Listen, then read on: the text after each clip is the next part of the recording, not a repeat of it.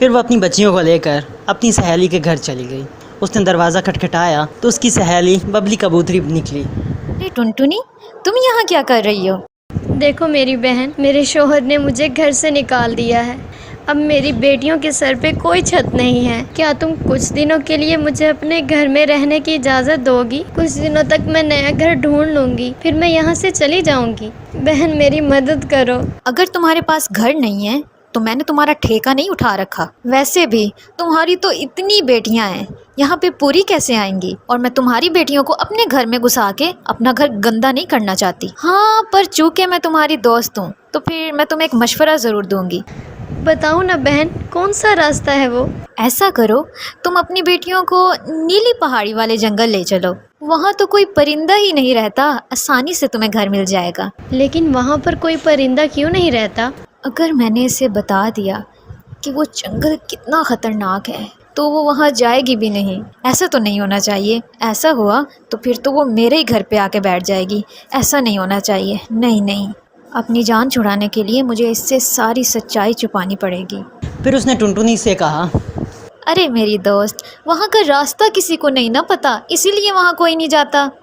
तुम जाओ और सबसे पहले वहाँ जाके अपना घर बना लो। ऐसा ना हो कि कोई और घर बना ले। ठीक है मेरी दोस्त, तुम्हारा बहुत बहुत शुक्रिया। मैं वहीं चली जाती हूँ। ये कहकर टुनटुनी चिड़िया अपनी बेटियों को लेकर वहाँ से चली गई।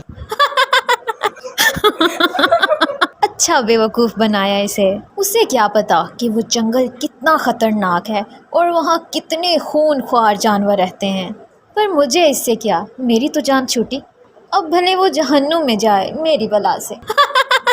टुनटुनी जब अपने बच्चियों के साथ उस जंगल में पहुंची तो वहाँ उसे खाली घर नज़र आया। वो अपनी बच्चियों को लेकर उसी खाली घर में चली गई।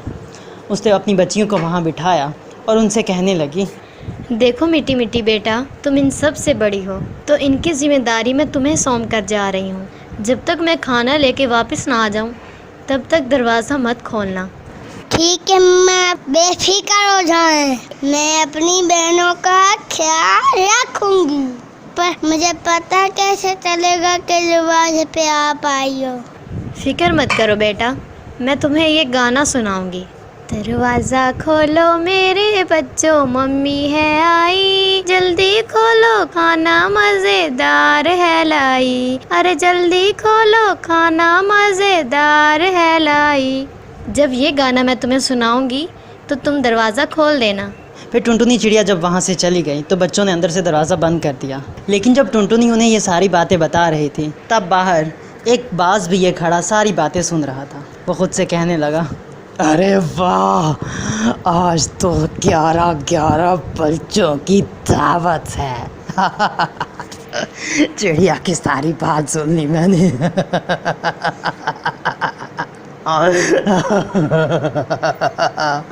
आज बच्चों का नरम नरम मांस खाऊंगा।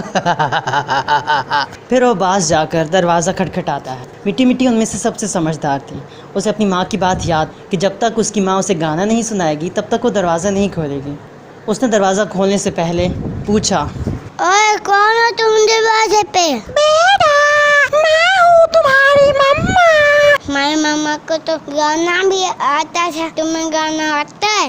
रुको बेटा, मैं भी सुनाती हूँ। दरवाजा खोलो मेरे बच्चों, मम्मी है आई। अरे जल्दी खोलो खाना मज़ेदार है लाई। अरे जल्दी खोलो खाना मज़ेदार है लाई। कर बच्चों ने दरवाज़ा खोल दिया। पर जैसे ही उन्होंने दरवाज़ा खोला तो बाहर उनकी माँ नहीं बल्कि एक ख़तरनाक बाज खड़ा था। बाज झट से अंदर आया और वो उन पर हमला करने ही वाला था कि तभी टुनटुनी चिड़िया वहाँ आ गई। टुनटुनी चिड़िया और बाज के दरमियान बहुत बड़ी लड़ाई हुई जिसमें बाज मर तो गया पर टुनटुनी चिड़िया ज़ख्मी हो गई। टुनटुनी चिड़िया ने अपने बच्चों को करीब बुलाया और वो मिट्टी मिट्टी चिड़िया से कहने लगी, देखो मिट्टी मिट्टी, मेरा आखिरी वक्त आ गया है। लगता है कि अब मैं नहीं बचूंगी। अब तुम लोगों की हिफाजत के लिए मैं नहीं रहूंगी। बेटा, तुम इन सब में से बड़ी हो, वादा करो कि तुम इनका ख्याल रखोगी। ठीक है मम्मा, मैं वादा करती हूँ। बेटा, ये जंगल छोड़ के चले जाओ। ये जंगल ख़तरे से खाली नहीं है। फिर टुनटुनी चिड़िया मर जाती है। उसके मरने के बाद मिट्टी मिट्टी चिड़िया अपनी सारी बहनों को लेकर वहाँ से चली जाती है। वो एक नया घर ढूंढती है और वहाँ मेहनत मजदूरी करके अपना और अपनी बहनों का पेट पालने लग जाती है। इसी तरह वक्त तेज़ी के साथ गुजरने लग जाता है। सारी बहनें बड़ी हो जाती हैं। एक दिन उन्हें एक बूढ़ा कौवा नज़र आता है जो अकेले बैठा रो रहा होता है। मिट्टी मिट्टी चिड़िया उसके पास जाती है और उसे पूछने लगती है, क्या हुआ अंकल, आप ऐसे रो क्यों रहे हैं? नहीं बेटा, ये मेरे अमाल का नतीजा है। कहते हैं ना कि आदमी जो बोता है उसे वही काटना पड़ता है। बरसों पहले मैंने अपने बेटे के लिए अपनी बीवी और 11 बच्चियों को घर से निकाल दिया था और आज उसी बेटे ने अपनी बीवी की वजह से मुझे घर से निकाल दिया। ये सिला तो मुझे अपने गुनाहों की वजह से ही मिला है। मिट्टी मिट्टी चिड़िया जब ये बात सुनती है तो उसे पता चल जाता है कि वो शख्स कोई और नहीं बल्कि उसका ही बूढ़ा बाप है। वो उससे कहती है, पापा, मैं आपकी बेटी हूँ, आप हमारे साथ चलो। माफ करना बेटी, मैंने तुम्हें घर से निकाल दिया था और आज तुम लोग ही मेरी मदद कर रही हो। बहुत पछतावा है, मुझे माफ कर दो। मैंने तो कल का माफ कर दिया। इतना कहकर मिट्टी मिट्टी अपने बाप को अपने घर ले जाती है और फिर वो लोग हंसी खुशी से अपनी ज़िंदगी गुजारने लग जाते हैं।